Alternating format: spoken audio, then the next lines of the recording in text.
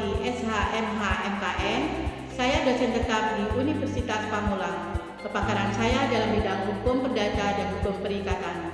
Video ini dibuat dalam rangka PDD UKT-PT Serdos 2026. Mata kuliah yang akan saya ampu adalah hukum perikatan. Tujuan pembelajaran, mahasiswa mampu menganalisis peraturan mengenai hukum perikatan secara logis, kritis, dan sistematis dalam mengkaji implikasi penerapan hukum perikatan, baik konvensional maupun perikatan Islam, serta mengambil keputusan secara tepat apabila terjadi sengketa dalam ranah hukum perikatan. Mahasiswa mampu menjelaskan asas-asas dan membedakan sifat-sifat dari hukum perikatan. Metode pembelajaran, diskusi interaktif, tanya jawab, serta studi kasus. Demikian, terima kasih. Berikut saya sampaikan video pembelajaran mata kuliah hukum perikatan.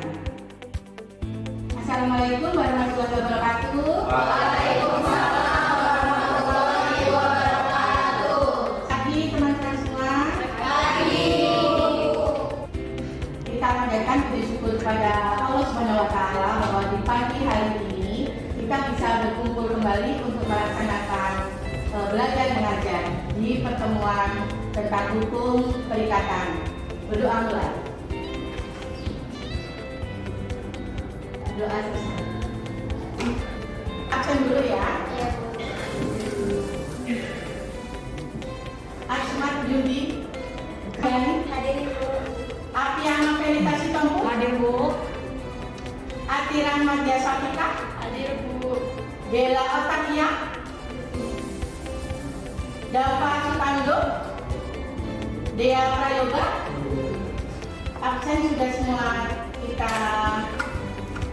Sekarang selanjutnya kita evaluasi pada pembelajaran pertemuan minggu kemarin, yaitu tentang ruang lingkup hukum perikatan. Hukum perikatan itu apa saja? Ada yang mau jawab? Mas Deva. Ruang lingkup hukum perikatan. A. Perikatan pada umumnya. 1. Pengaturan hukum perikatan. 2. Pengertian hukum perikatan. 3. Subjek perikatan. 4. Objek perikatan. 5. Sumber perikatan. 6. Jenis-jenis perikatan. B. Perikatan yang bersumber dari perjanjian. Perikatan yang bersumber dari undang-undang, perjanjian tertentu dan bernama. Betul. Selanjutnya untuk evaluasi yang kedua tentang ruang lingkup hukum perikatan, yaitu pengaturan hukum perikatan. Ada di buku dalam. Tidak berjawab Ibu. Tentang hal hukum perikatan ini dapat kita temukan pada buku 3 KUHP dan KUH Perdata, terdiri atas suatu bagian umum, dan ini di KUH Perdata itu terdapat 2 bagian tentang hal hukum perikatan. Pertama adalah hukum yang pertama tentang membahas tentang bagian umum, dan yang kedua adalah bagian khusus, yang mana bagian umum itu memuat tentang peraturan-peraturan yang berlaku bagi perikatan umumnya. Misalnya tentang bagaimana lahir dan hak khususnya perikatan tersebut. Lalu tentang macam-macam perikatan dan sebagainya yang terkait di dalam bagian umum tersebut. Pada bagian khusus itu memuat tentang peraturan-peraturan mengenai perjanjian-perjanjian yang banyak dipakai dalam masyarakat dan yang sudah mempunyai nama-nama tertentu. Misalnya tentang hal jual beli, sewa menyewa, perjanjian buruan, dan hibah serta lainnya Bu. Nah demikian Bu yang bisa saya sampaikan tentang hal pembelajaran kita di minggu lalu terkait dengan hukum perikatan yang mana terdapat pada buku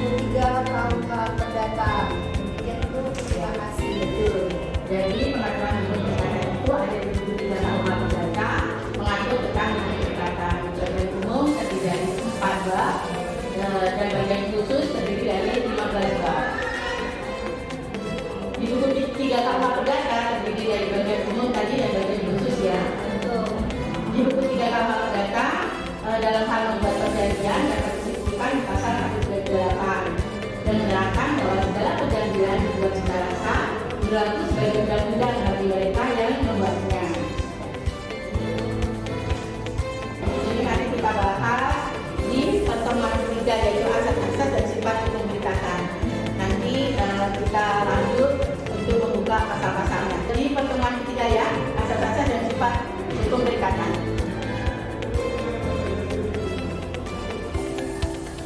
Tujuan pembelajaran, mahasiswa mampu menjelaskan asas-asas hukum dalam perikatan dan memahami sifat-sifat yang melandasi hukum perikatan secara komprehensif. Apa itu asas hukum?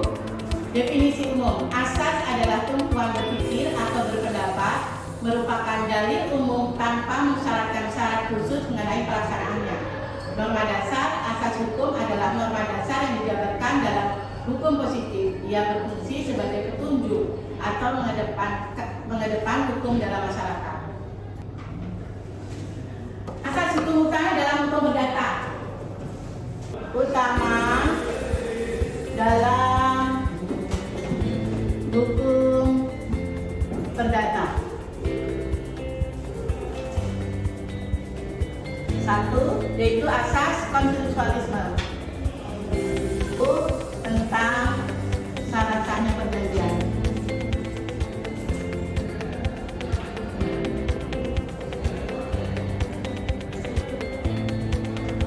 Terus dua asas apa? Fakta Keselamatan.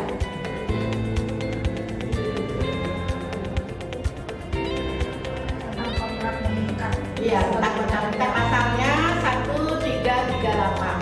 Yang ketiga, Kebebasan. ya, asas kebebasan Kontrak. berkontrak. Pasalnya juga 1338 ya. Ya, Bu. Terus yang keempat, asas Etikat baik. itikat baik. Itikat baik. Pasalnya juga 1338. Oke, kita lanjut ya. Di asas utama dalam fakta perdata, asas konsensualitas, kesepakatan kedua pihak, pasalnya 1320. Ada yang membacain di dalam fakta perdata pasal 13? Pasal 1320, supaya terjadi persetujuan yang sah perlu dipenuhi 4 syarat. Syarat pertama yaitu kesepakatan mereka yang mengikatkan dirinya. Yang kedua, kesepakatan untuk membuat suatu perikatan. Yang ketiga, suatu pokok persoalan tertentu. Dan yang terakhir, yang keempat, suatu sebab yang tidak terlarang. Kontrak mengikat sebagai undang-undang, yaitu pasal 1338. Ada yang mau bacain? Ya. Pasal 1338 mengatakan semua persetujuan yang dibuat sesuai dengan undang-undang berlaku sebagai undang-undang bagi mereka yang membuatnya. Itu untuk asas fakta negara. Ya. Selanjutnya untuk asas kebebasan berkontrak juga sama.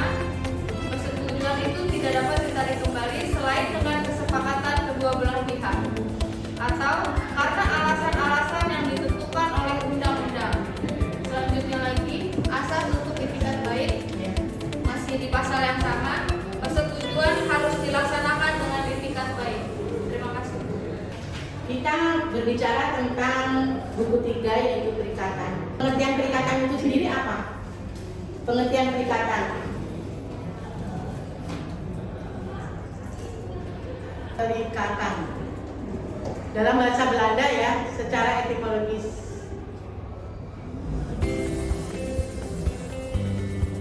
Verbintenis. Perikatan itu adalah verbintenis. Diatur dalam buku 3 KUH Perdata. Di sini pengertiannya dalam kitab Undang-Undang Hukum Perdata seperti Cipto Didion menggunakan istilah perikatan atau verbintenis dan persetujuan untuk overcomes. Utrecht dalam bukunya pengantar hukum Indonesia menggunakan istilah perutangan atau verbintenis dan perjanjian untuk overcomes.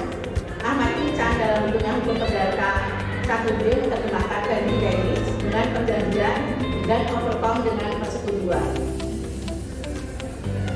Dalam menggunakan satu istilah harus diketahui untuk apa dan bagaimana isi atau makna dari istilah tersebut. Jadi kalau kita berhadapan dengan istilah verbintenis dan overcome, kita harus berusaha menjawab pengertian apakah yang tersebut dalam istilah tersebut. Untuk itu perlu kita menelaah dengan seksama makna dari verbintenis atau overcome. Verbintenis berasal dari kata verben, yaitu arti yang mengikat. Jadi verbintenis menunjuk pada adanya ikatan atau hubungan.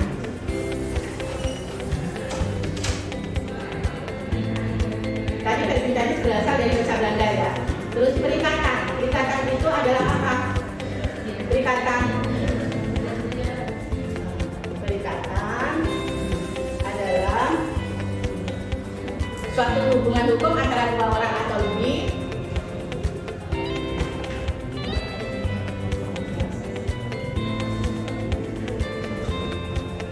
dua pihak berdasarkan mana pihak, sedangkan perjanjian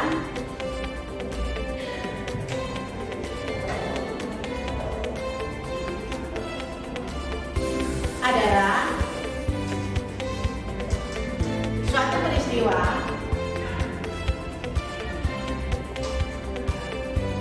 di mana seorang berjanji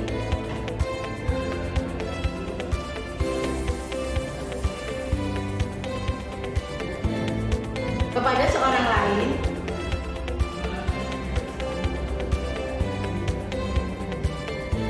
atau di mana dua orang itu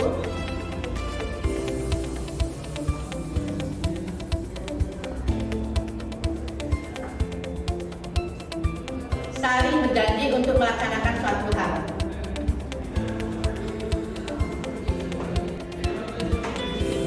Pihak di dalam lapangan harta kekayaan, di mana pihak yang satu berhak atas sesuatu dan pihak yang lain berkewajiban atas sesuatu.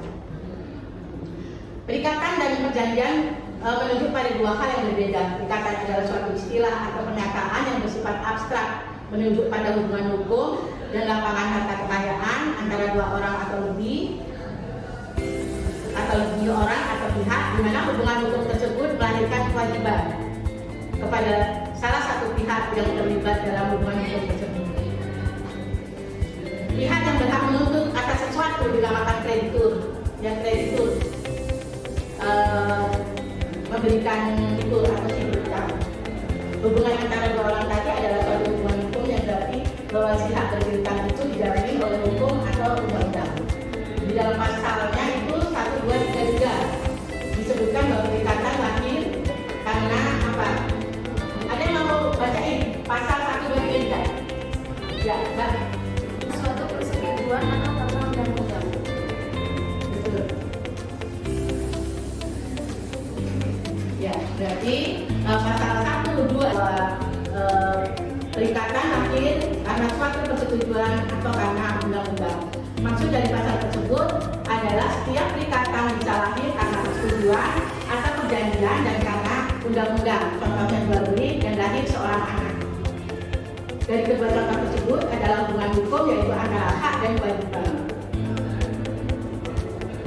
Di dalam perkembangan pengertian perikatan tersebut telah mengalami perubahan yang dapat dilihat dari definisi Hartman yang mengatakan bahwa perikatan adalah suatu hubungan hukum antara sejumlah terbatas subjek-subjek hukum. Sehubungan dengan itu, seorang meningkatkan dirinya untuk bersikap menurut cara-cara tertentu terhadap pihak lain yang berhak atas sikap yang diberikan itu. Itu menurut si Holman. Kita lanjut ke TASA sebagai undang-undang bagi mereka yang membuatnya. Kepastian hukum, hakim atau pihak ketiga dilarang melakukan intervensi terhadap substansi kontrak yang sah. Kesepakatan adalah perbuatan yang sakral dan wajib dipenuhi oleh debitur sebagaimana mestinya. Asas kebebasan berkontrak, otonomi para pihak, kebebasan yang diberikan kepada syarat pelaksanaan, menentukan bentuk lisan atau tertulis. Jadi ada lisan, ada tertulis. Itikat baik dan kepribadian. Asas itikat baik dilaksanakan dengan itikat baik, omongan baik dan kejujuran. Asas kepribadian pasalnya 1.315 dan 1.340. Seseorang hanya dapat membuat perikatan untuk kepentingan dirinya sendiri. Di situ juga ada 8 asas hukum perikatan yang waktu itu pernah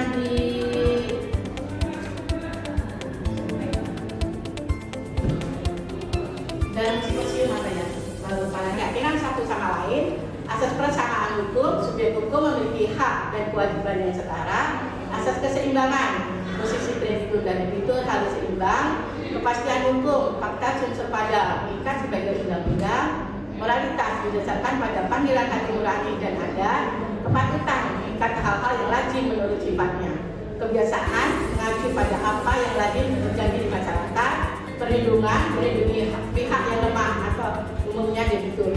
Jadi debitur itu pihak yang lemah. Biasanya kalau di leasing ya, itu tulisannya kecil-kecil banget. Kecil-kecil banget, jadi tidak terbaca sama si debitur kan. Padahal di situ udah masuk ke dalam perjanjian, udah merugikan si debitur. Harus hati-hati, jadi dibaca bahwa pembesaran apa ya. Terus selanjutnya untuk pertemuan kita, jika orang bebas mengadakan perjanjian perjanjian apapun, baik yang diatur maupun yang belum diatur oleh undang-undang. Pasalnya 138, pasal utama pemenuhi hukum individu, dibatasi oleh undang-undang, ketertiban umum dan sifat mengatur dan melengkapi. Sifat mengatur, hukum perdata bersifat mengatur keselamatan tanpa intervensi, memaksa dan tidak adil. Sifat melengkapi, para pihak leluasa menambah, merubah atau mengurangi isi perjanjian sesuai kesepakatan. Tayangan dari PowerPoint kita di pertemuan ketiga asas dan sifat-sifat dari hukum perikatan sudah selesai. Apakah ada mahasiswa atau mahasiswi yang mau bertanya? Izin Bu. Ya, ya Bu. Ya, Berita. Tadi kita sudah membahas tentang masalah sistem perikatan yang terbuka. Sebagaimana yang sudah kita ketahui dalam perkembangan orang bisnis ini, banyak sekali hal-hal yang terkait dengan masalah hukum yang berkontrak menjadi dasar penting dalam pembuatan suatu perjanjian. Demikian Ibu. Ya.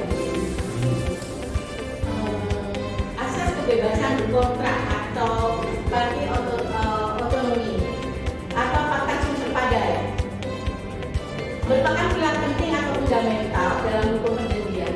Tanpa adanya asas ini, instrumen kontrak tidak dapat berfungsi secara efektif dalam lalu lintas hukum dan ekonomi. Jadi hukum perikatan menganut sistem terbuka. Asal 320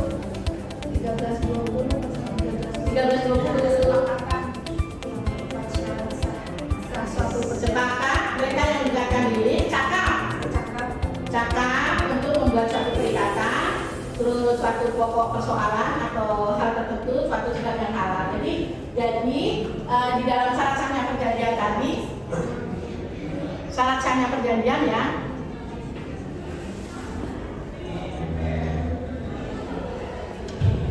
ada kata sepakat, pasalnya 1.320 ya, terus cakap, ya cakap.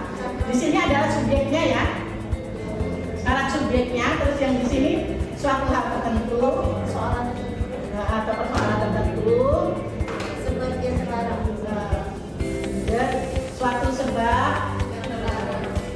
dan suatu sebab yang halal atau apa? Sebab yang terlarang. Jadi sebabnya nggak boleh terlarang ya. Tidak boleh melanggar kesusilaan. Dan ini adalah objek. Jadi ada suatu hal tertentunya dan ada Artinya memberikan suatu fleksibilitas terhadap hubungan dalam perjanjian tersebut ya Bu ya, dengan adanya azas kebebasan berkontrak tersebut, salah satunya mungkin bisa menyesuaikan perjanjian tersebut dengan kondisi, situasi dan tujuan dari kedua belah pihak dalam perikatan dengan syarat tidak melanggar undang-undang dan ketertiban umum dan kesusilaan, begitu ya Bu ya. Baik, terima kasih Bu. ya. Izin perikatan di permandian ya. Jadi untuk hukum perikatan masih sistem terbuka kan ya. Bagaimana penerapan sistem terbuka